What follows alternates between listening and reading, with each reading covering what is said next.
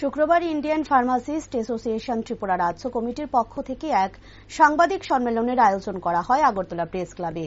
Indian pharmacist অ্যাসোসিয়েশনের ত্রিপুরা শাখার এক সদস্য বিস্তারিত বলতে গিয়ে জানান, এই সাংবাদিক সম্মেলনের মুখ্য উদ্দেশ্য হল যশস্বী প্রধানমন্ত্রী নরেন্দ্র মোদীজির তত্ত্বাবধানে রাজ্যের মুখ্যমন্ত্রী ডক্টর মানিক সাহা বিধানসভাতে 200 জন ফার্মাসিস্ট নিয়োগ করার সিদ্ধান্তকে ধন্যবাদ এবং সাধুবাদ জানায় তারা। তার পাশাপাশি মন্ত্রিসভার সকল সদস্যদের শুভেচ্ছা এবং অভিনন্দন জ্ঞাপন করেন। ইন্ডিয়ান ফার্মাসিস্ট অ্যাসোসিয়েশন ত্রিপুরা রাজ্য শাখা আজকে আমরা যারা উপস্থিত এখানে হয়েছি সেটার একটা মুখ্য উদ্দেশ্য যেটা আমাদের যশস্বী প্রধানমন্ত্রী নরেন্দ্র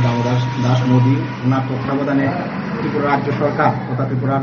যশস্বী মুখ্যমন্ত্রী মানিক সাহা মহোদয়